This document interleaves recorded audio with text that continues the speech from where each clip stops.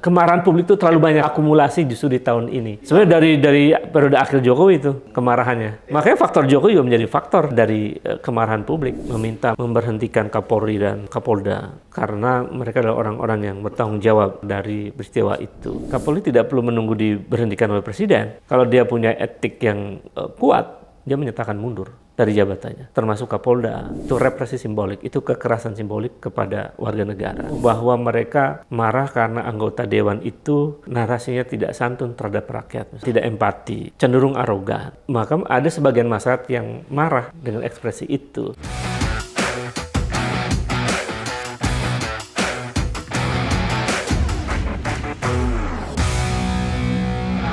Kembali bersama saya di Abraham Samad Speak Up. Netizen, hari ini kita masih dalam rangka berduka ya atas meninggalnya dan luka-lukanya beberapa korban dari aksi demo yang kemarin terjadi. Jadi kita masih dalam suasana berduka. Oleh karena itu hari ini saya mengundang tamu yang luar biasa nih.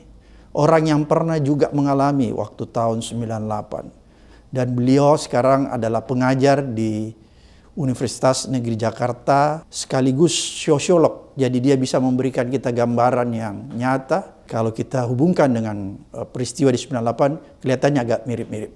Beliau juga adalah aktivis 98. Kang Ubed Labadru. Assalamualaikum. Waalaikumsalam. Sehat Kang Ubed? Sehat Bang Abraham Samad. Kang Ubed, ini kan kita masih berduka ya. Karena peristiwa yang sungguh sangat menyayat hati nih. Ada demo, kemudian itu direpresi oleh aparat ya, itu ditabrak mobil sehingga seorang pengemudi ojol Afan Kurniawan itu meninggal dunia. Belum lagi rekan-rekan mahasiswa yang lain banyak yang terluka. Bahkan ada, saya dapat info juga dari Jogja ada yang meninggal. Dari Universitas Amikom ya. Amikom. Belum lagi kalau kita lihat selain meninggal banyak yang dipukulin Kak Ubed. Rupanya saya dapat kabar dari Ketua LBH ini banyak yang dipukulin, ditangkap. Dan rasa-rasanya peristiwa ini kan terjadi, kita harus lihat sebab akibatnya. Penyebabnya ada ketidakadilan terjadi di masyarakat ya. Di lain pihak masyarakat susah makan kan Ubed kan. Banyak mati kelaparan, susah kerja dan lain sebagainya. Tapi di lain pihak anggota DPR mempertontonkan hidup yang hedonis. Membuat kebijakan untuk kepentingannya sendiri. Menaikkan tunjangan rumah, bahkan tunjangan beras. Jadi masyarakat ini ada gap nih. Gap ekonomi yang terlalu dalam antara anggota DPR yang hidup bermewah-mewahan. Tapi di lain pihak masyarakatnya nggak bisa makan. Bisa nggak Kang Ubed menjelaskan kepada kita semua apa yang sedang terjadi nih dari amuk massa ini? Sebenarnya kita bisa melihat dalam banyak perspektif di studi-studi tentang social movement ya, ada gerakan sosial itu. Bahwa setiap muncul satu gerakan sosial itu selalu ada faktor yang membangun kesadaran kolektif di antara mereka. Jadi faktor ini sebetulnya yang saya cermati apa yang kemarin terjadi itu akumulasi dari kemuakan, kekecewaan dan kemarahan publik terhadap praktek kekuasaan. Jadi kan kita tahu bahwa mahasiswa ini misalnya ya sudah berkali-kali dibohongi misalnya. Mahasiswa ini juga sudah berkali-kali dikhianati. Misalnya pada tahun 2019 ada gerakan reformasi di korupsi, kemudian tiba-tiba DPR terus mengesahkan undang-undang itu misalnya. Undang-undang Cipta Kerja 2020 dan seterusnya. Sampai sempat juga merubah undang-undang pilkada itu dan seterusnya. Lalu muncul agenda gerakan Indonesia Darurat itu. Lalu Indonesia Gelap dan seterusnya. Tapi aspirasi murni dari mahasiswa dan kaum cendekiawan itu tidak didengar juga oleh elit politik. Tidak pernah direspon ya kan? Tidak didengar. Diabaikan begitu. Ya kan? Jangankan direspon, didengar. Diabaikan. Dicuekin begitu ya. Jadi padahal yang disampaikan oleh mahasiswa dan banyak sekali kelompok cendekiawan itu saya cermati rasional. Rasional, argumentatif, based on data gitu, basis hukum juga, konstitusi dan lain-lain. Nah, tentu peristiwa panjang 5 tahun terakhir itu mereka masih ada. Ini mereka ada yang tahun terakhir nih. Masih tolerir. Iya, mahasiswa yang dulu demo 2019 ada yang di tahun terakhir, ada yang sudah lulus. Tapi mahasiswa yang tahun 2020 demo Ini masih di tahun terakhir. Yang 2022, 23 masih ada mereka di kampus. Dan itu kan ada regenerasi pemikiran tradisi kritis mereka kepada adik-adiknya. Nah, situasi yang sedemikian terpendam itu, lalu muncul ada rencana menaikkan tunjangan anggota DPR. Lalu mereka mempertontonkan perilaku yang tidak patut ya. Kayak joget-joget dan lain-lain begitu di tengah rencana menaikkan anggaran tunjangan itu. Bagi publik dan mahasiswa ini aneh gitu. Di tengah juga masyarakat sedang susah. Kelaparan. Ada yang kelaparan, ada yang meninggal semacam, ada yang bunuh diri dan lain-lain. Di tengah situasi itu mereka mempertontonkan itu. Nah, ketika mahasiswa mengkritik, sebenarnya mahasiswa demo tanggal 21 Agustus. Itu mahasiswa tuh, full tuh banyak. Kemudian ternyata respon DPR seburuk itu ya, narasinya. Misalnya, saya sebenarnya nggak mau ngucapin diksi yang kotor gitu, yang tapi apa boleh buat? Ya apa boleh buat, kan ada anggota DPR yang bilang yang mengkritik DPR untuk membuarkan DPR itu tolol gitu kan. Si Sahroni ya? Iya, Sahroni yang sekarang diberhentikan. Tapi itu mekanismenya tidak ada dalam undang-undang itu. Jadi harus dibahas khusus. Ya, nanti kita lanjut. Jadi respon publik yang tidak tepat itu membuat marah masyarakat. Termasuk juga anggota DPR yang lain ya, yang tidak empati dengan aspirasi publik itu. Nah, itu yang kemudian memunculkan gerakan tanggal 25. Itu mahasiswa bersama masyarakat tuh. Lalu sorenya datang anak STM itu. Iya. Nah, tanggal 25 kan juga malamnya lumayan keras ya. Terjadi situasi yang luar biasa. Yang mahasiswa yang ikut terlibat di aksi tanggal 25 itu sedikit. Dari wilayah selatan kan ya. Teman-teman gerakan mahasiswa bersama rakyat itu. Nah, tapi aspirasinya saya kira masih rasional mereka. Jadi narasinya bubarkan DPR itu bukan dalam makna tekstual. Tentu mahasiswa nggak mungkin anti demokrasi ya, karena DPR kan bagian penting harus ada dalam demokrasi. Tapi itu ekspresi kemarahan. Kalau kalian masih seperti itu, bubarin aja, nggak ada gunanya, kira-kira begitu. Nah, responnya yang parah anggota DPR menurut saya posisi mereka ketika merespon aspirasi publik itu nggak rasional ya, cenderung emosional dan arogan dan seterusnya. Lalu kemudian makin memperparah kemarahan. Apalagi kemudian ditambah peristiwa Afan Kurniawan itu. Yang ojol ya? Yang ojol itu. Itu kan membuat kemarahan luar biasa malam itu ya. Lalu paginya Prabowo pidato, tapi nggak menjawab tuntutan publik. Akhirnya malamnya suaranya terjadi gerakan besar lagi. Jadi awalnya sebetulnya isunya itu fokus pada persoalan DPR. Tapi kemudian kan DPR banyak rencana kan mereka ini. Tidak hanya kenaikan tunjangan, ada rencana undang-undang kitab undang hukum acara pidana ya kan, yang juga ditolak oleh mahasiswa. Undang-undang perampasan aset dan seterusnya. Itu banyak sekali tuntutan mahasiswa. Saya kira rasional tuntutan mahasiswa itu. Nah, tapi kemudian ada peristiwa Afan itu. Itu yang memicu bukan hanya mahasiswa yang marah, tapi seluruh rakyat Indonesia pasti marah ngelihat peristiwa itu. Saya ketika video itu sampai ke saya dan saya kasih ke teman-teman kolega, semuanya pada keluar air mata itu. Ini negara apa sekejam itu, sebrutal ini. Kan prosesnya ketika dia nabrak Afan itu kan Arman sudah terjatuh ya. Harusnya mundur dong. Tapi ini dia langsung melanjutkan itu. Makanya sengaja ya? Seperti ada unsur kesengajaan untuk menyelesaikan manusia yang ada di depan kendaraan taktis itu, dan itu menjadi berita internasional di semua negara di banyak channel-channel internasional itu menjadi berita. Dan ini soal bukan persoalan sederhana, ini persoalan kemanusiaan universal, dan itu pelanggaran HAM terberat ya, berat itu, karena menghilangkan nyawa ya kan. Nah, ditambah lagi represi dan macam-macam itu. Nah, itu yang kemudian membangkitkan gerakan perlawanan. Bukan hanya oleh mahasiswa, tapi juga seluruh lapisan masyarakat. Nah, berikutnya kemudian ditambah lagi peristiwa di Jogja. Reza Pratama ini. Ya, kemudian menjadi isu yang diberitakan dan menjadi catatan penting. Ternyata kemudian mahasiswa juga jadi korban. jadi korban. Tadinya sempat tidak ketahuan itu ya, disembunyikan berita itu kayaknya. Iya. Dan ternyata kemudian benar meninggal begitu. Dan itu juga memicu mahasiswa untuk kembali marah, kembali mengekspresikan bahwa mereka menolak tindakan-tindakan brutal, represi dan lain-lain.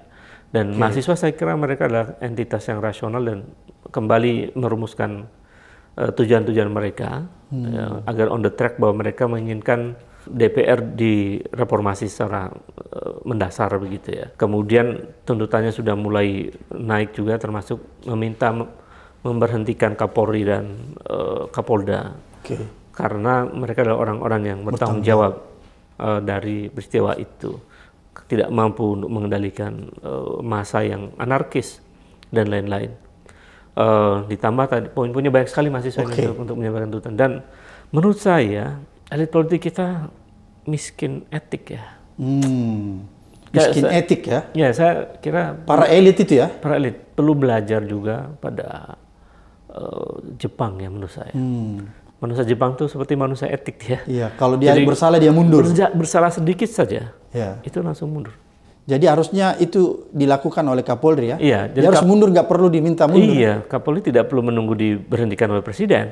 Kalau dia punya etik yang kuat, dia menyatakan mundur dari jabatannya, termasuk Kapolda dan lain-lain lah, elit kepolisian yang bertanggung jawab terhadap pengamanan. Saya kira itu. Itu yang memungkinkan akan meredakan situasi. Jadi tuntutan tunjangan dibatalkan, kemudian rencana undang-undang KUHP yang ada beberapa pasal yang bermasalah kontroversial segera dihilangkan, kan gitu. Kemudian undang-undang perampasan aset segera diundangkan dan seterusnya. Jadi tuntutannya rasional, dan kalau itu semua dipenuhi, selesai ya. Selesai. Tapi kalau tidak, Bang, itu meningkatkan akumulasi kemarahan publik. Sebagai mantan aktivis nih dan masih punya jaringan di mahasiswa, Kang Ubed lihat kalau misalnya tuntutan-tuntutan ini tidak direspon positif oleh penguasa, apakah demo akan masih berlangsung? Sebenarnya terbukti 2 hari ini.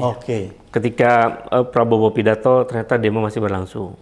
Ketika Prabowo mengumpulkan tokoh-tokoh ormas agama dan mereka pidato, demo masih berlangsung. Ketika terakhir Prabowo mengumpulkan ketua-ketua partai pidato, demo masih berlangsung. Bahkan hari ini di Sumatera Barat, di Jogja, dan di banyak daerah. Karena apa? Mereka kenapa masih bergerak? Karena ada tuntutan fundamental yang tidak terpenuhi. Ya. Selain urusan tunjangan DPR, itu ada bagaimana kemudian Prabowo memberikan hukuman keras terhadap pihak aparat misalnya. Itu kan penting tuh, melakukan semacam koreksi mendasar ya, dengan bentuk misalnya memberhentikan Kapolri misalnya.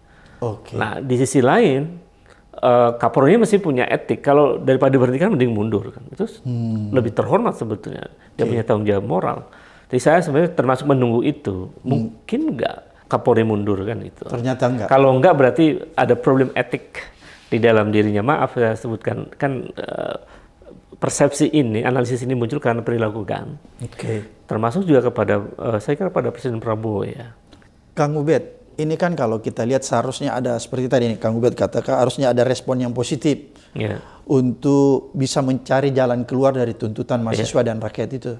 Tapi justru yang saya lihat tiba-tiba muncul pernyataan pemerintah, ada panglima, ada kepolisian, yang tiba-tiba pernyataannya sebenarnya pernyataan yang menurut saya itu sangat sangat melukai juga kita sebenarnya, karena justru yang disampaikan bahwa akan melakukan tindakan yang lebih keras gitu ya, tegas terhadap aksi-aksi demo gitu. Kira-kira begitu ya. Jadi seolah-olah ada ancaman terhadap demo dan lain sebagainya. Atau Kang Ubed membacanya gimana? Dalam istilah sosiologi politik itu namanya represi simbolik.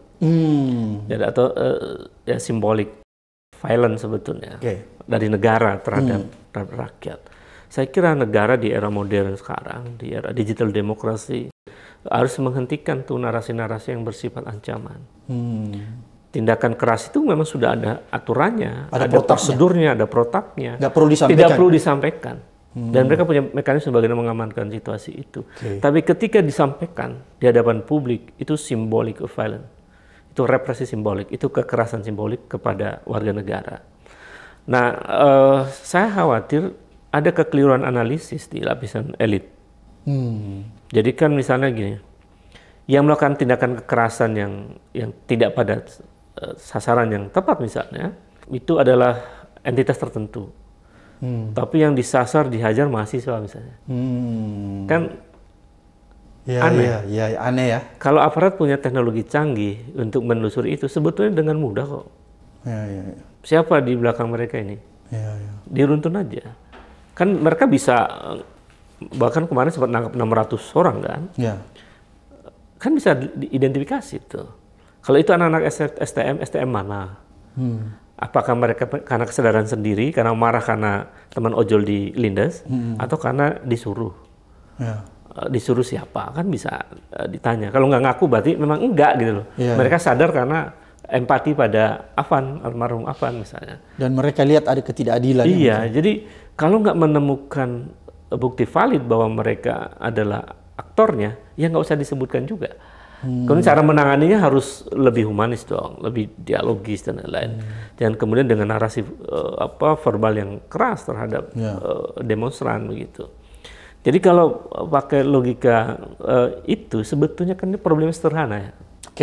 Mahasiswa masyarakat menuntut A, lalu kan pemerintah kalau logis dia analisis tuntutannya rasional apa enggak. Kalau rasional ada dasar hukumnya bisa penuhi kan begitu. Itu dan kalau menurut kita itu rasional, Kang? Rasional. Rasional di tengah penderitaan masyarakat seperti ini. Rasional. Jadi kok sesusah itu untuk mengabulkan tuntutan yang begitu rasional dan sangat kontekstual dengan kondisi bangsa ini. Gitu. Jadi menurut Kang Ubed, respon pemerintah yang tiba-tiba justru lebih mempersoalkan terhadap dampak, dampak kerusuhan, terus ada pernyataan mengeluarkan bahwa akan melakukan tindakan yang keras, itu justru memicu. Dan menghadirkan tanda tanya besar. Mengapa susah untuk memenuhi tuntutan publik yang juga sebetulnya bisa diterima tuntutannya. Lalu mengapa mereka menggunakan narasi kekerasan yang bersifat verbal itu terhadap publik. Jadi kalau kemudian itu yang terus itu dinarasikan oleh kekuasaan, bahkan sudah mulai membuat kambing hitam misalnya. Katanya ada orang dari luar. Ada yang kerbau hitam ya. Terus juga ada aktor intelektual dan lain-lain. Menurut saya itu narasi-narasi lampau itu. Narasi-narasi lama kan waktu zaman Orde Baru ya kan. Itu selalu kalau kita goyang ada aktor intelektual yang dibalik ini. Ditunggangi. Sebetulnya rakyat ya, mahasiswa itu ditunggangi oleh keinginan mereka. Nggak mungkin puluhan ribu orang berduyun-duyun kalau mereka disuruh oleh orang. Nggak mungkin, benar ya? Itu karena panggilan hati ya? Panggilan hati. Mungkin kalau tidak ada peristiwa pelindasan terhadap Afan Kurniawan, mungkin tidak sekeras ini gelombangnya. Kan itu. Jadi ada faktor. Jadi ada sebab akibat. Ada sebab akibat yang sebetulnya bisa dicermati secara logis.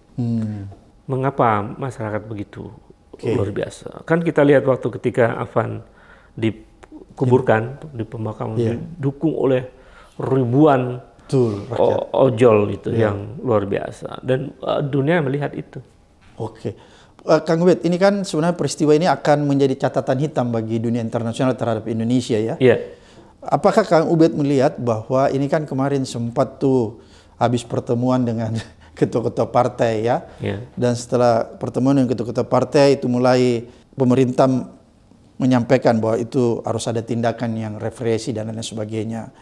Kemudian mulai menyinggung tuh bahwa ada aktor-aktor di balik ini, tindakan-tindakan terorisme, makar dan lain sebagainya. Kalau menurut kau, apakah ini sebenarnya masukan-masukan yang sengaja dibuat oleh ketua-ketua partai terhadap presiden sehingga keluarlah pernyataan-pernyataan itu agar untuk membela diri mereka kira-kira? Pertama bisa jadi itu hasil dari diskusi dengan ketua-ketua partai.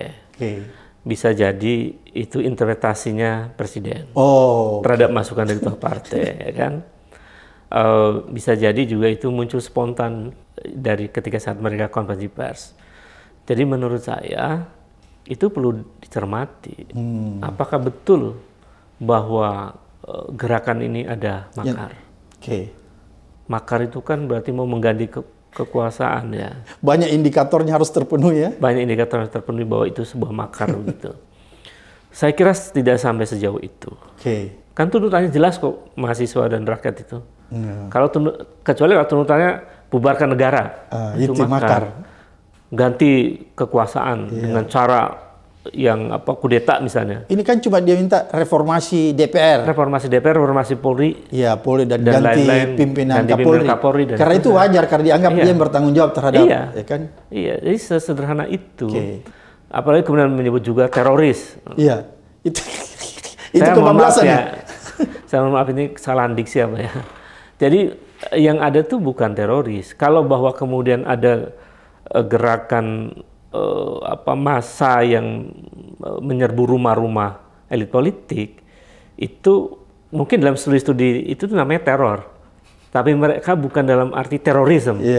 Karena itu pelampiasan kemarahan, ekspresi dari kekecewaan yang mendalam dan itu eksiden terhadap elit politik. Itu kan kalau sampai disebut terorisme luar biasa. Jadi menurut saya berlebihan. Ya, berlebihan, dan Pak Prabowo sebaiknya mulai untuk mendengarkan dengan tenang masukan-masukan dari banyak orang begitu ya. Termasuk dari kita ya. Jangan mendengar orang sekeliling aja ya. Iya, lebih terbuka, dan saya khawatir informasi yang diterima oleh Pak Prabowo tidak setepat apa yang sesungguhnya terjadi di masyarakat. Oke, Kang Ubed, kan menarik tuh.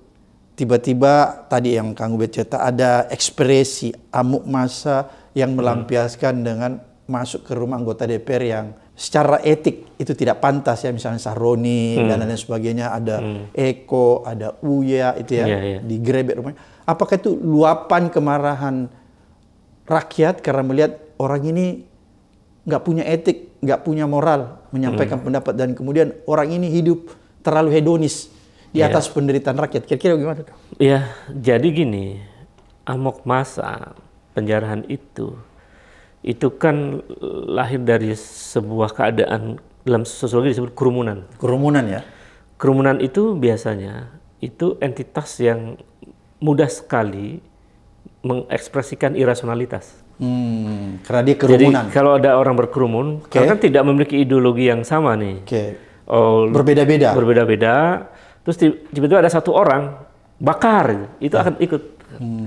Jadi ada suara determinan di ruang kerumunan, itu akan menggiring kerumunan itu akan menuju tujuan yang sama. Itu sifat kerumunannya. Artinya ada irasionalitas di situ, ada sifat emosional yang cepat reaktif begitu. Itu kerumunan. Jadi kalau kerumunan itu karena tindakan irasional, maka sebetulnya perlu mencari faktor-faktornya. Mengapa mereka emosional itu, semarah itu? Nah, baru kan kita ketemu, bahwa mereka marah karena anggota dewan itu narasinya tidak santun terhadap rakyat misalnya. Tidak empati, cenderung arogan. Maka ada sebagian masyarakat yang marah dengan ekspresi itu. Kan sebetulnya kalau kemudian anggota DPR melakukan semacam, kalau dalam komunikasi politik ada namanya corrective action.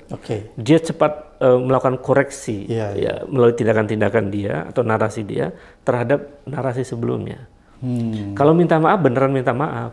Jangan main-main. Kemudian ada tapi-tapinya gitu loh. Atau ada semacam narasi lain yang sifatnya menegasikan permintaan maaf itu.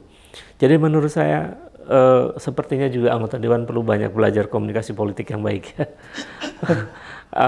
Perlu dibekali dengan banyak ilmu, karena kan tidak semua orang sebetulnya mudah menjadi anggota DPR lalu kemudian seenaknya berbicara di depan publik.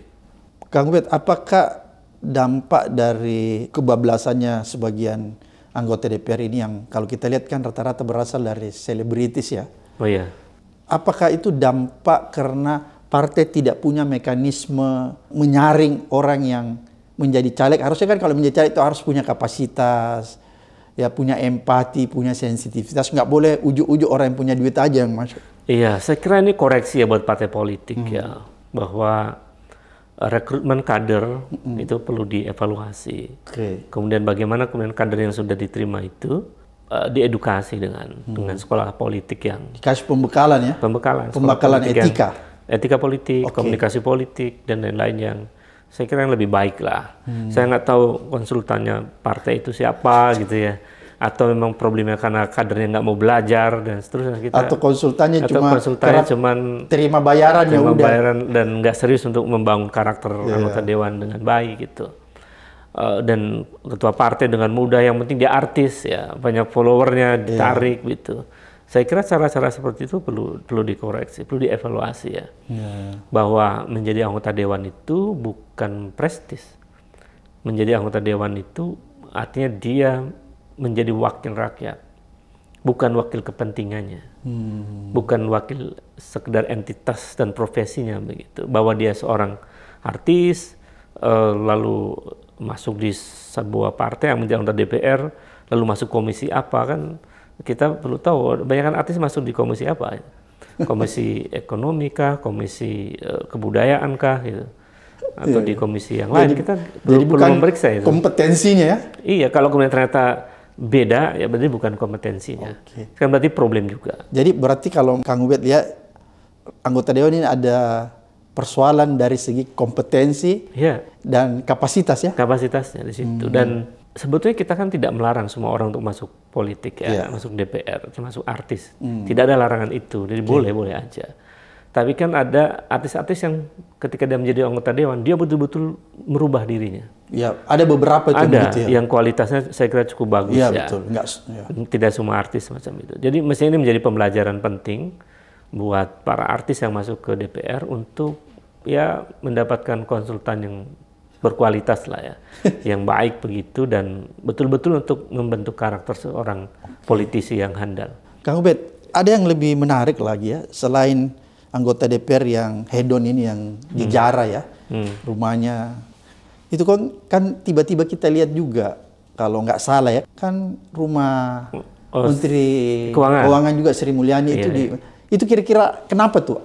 Amarah rakyat juga karena selama ini kebijakan Sri Mulyani selalu menaikkan pajak atau gimana tuh? Ada narasi yang ditafsirkan oleh publik sebagai menyakiti juga.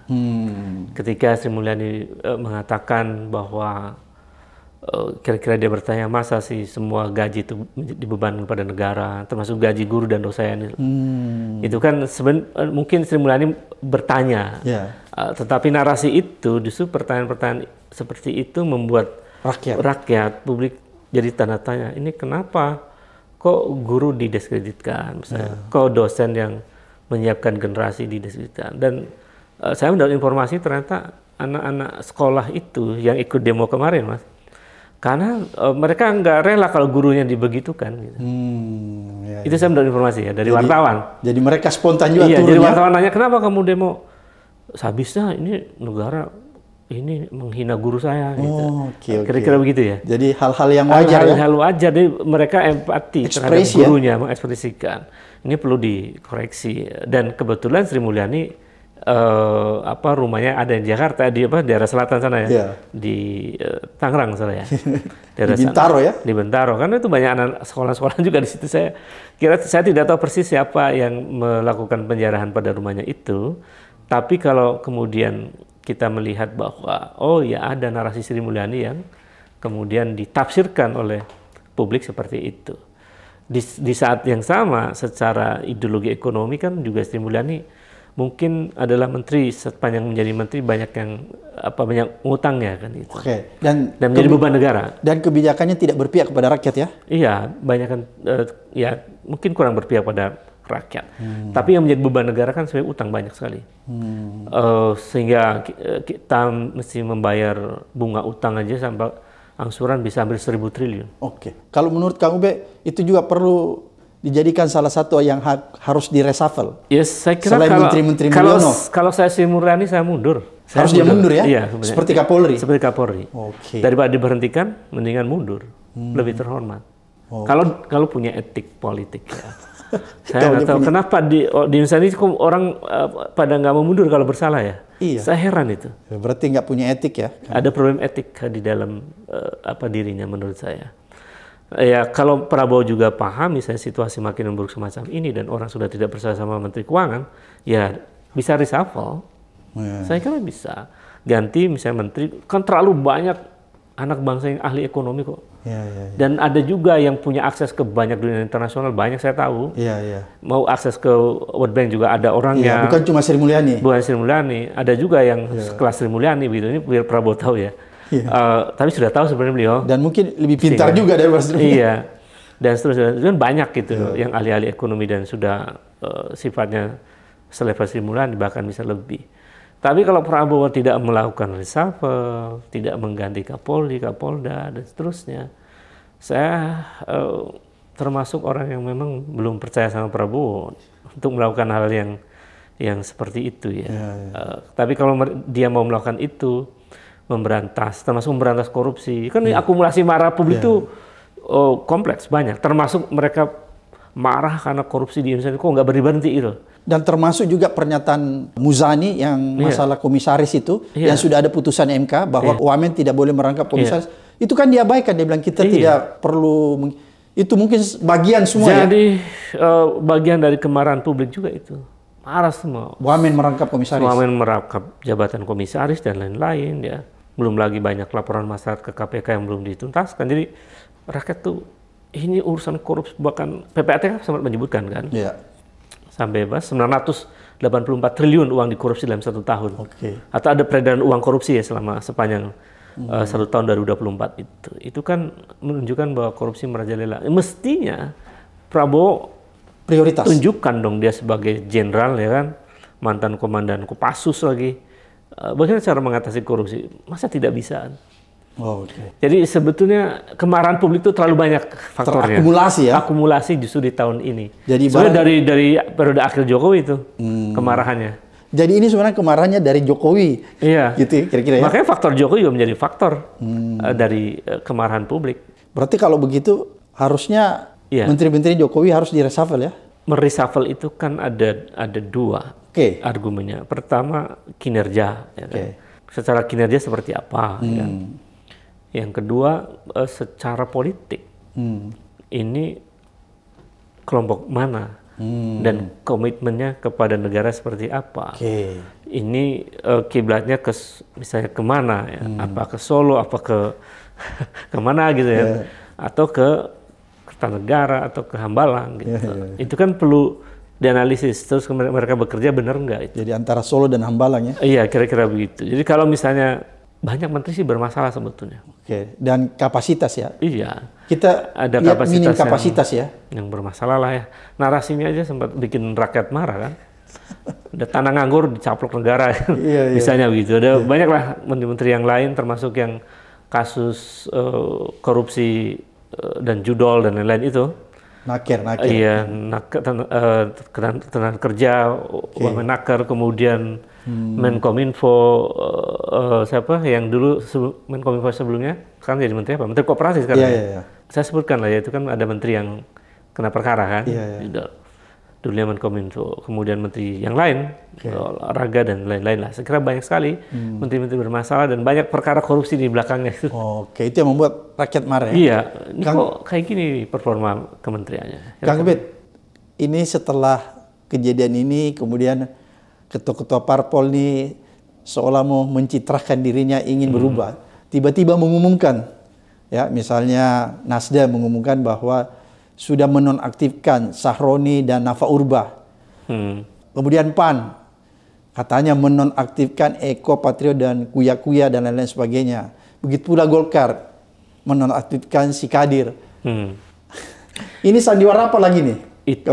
Itu nonaktif dari mana? Menonaktifkan dari partai politik atau menonaktifkan dari anggota DPR?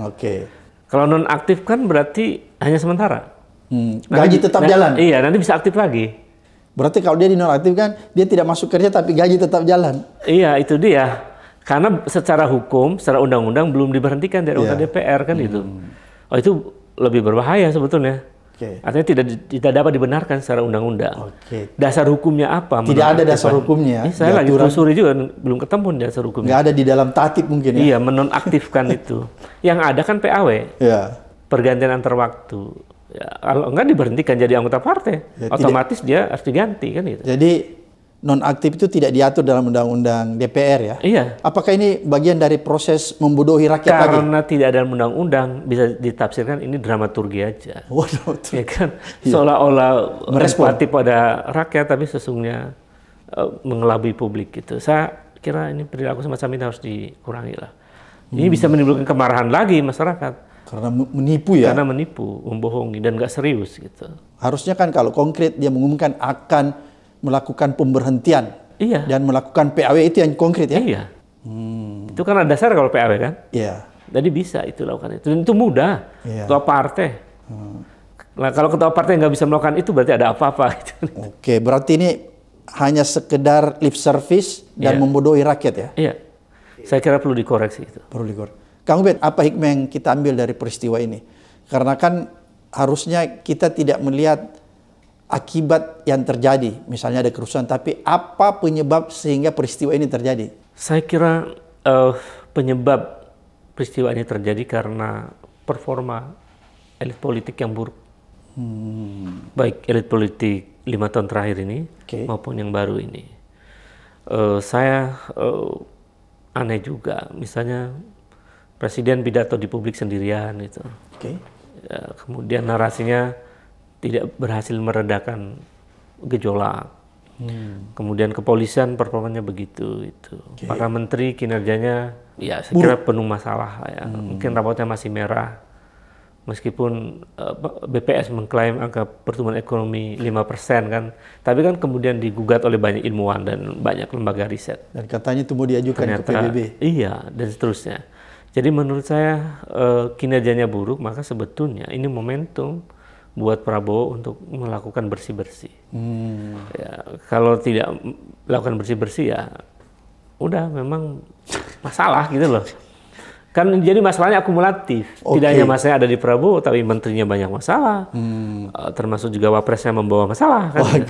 Jadi menurut saya perlu diingatkan juga. Jadi menurut Kang Ubed harus cuci gudang ya? Cuci gudang? Sampai ke wapres ya? Iya. Kan kalau kerusakan itu sistemik dan luar biasa, harus dirubah dengan cara-cara yang luar biasa juga. Oke, nggak boleh biasa-biasa ya? Nggak bisa biasa saja. Berarti Prabowo harus melakukan cuci gudang? Iya, saya kira itu. Oke. Terima kasih Kang Ubed, luar biasa apa yang disampaikan. Mudah-mudahan mencerahkan kita sekaligus menuntun nih para mahasiswa ya.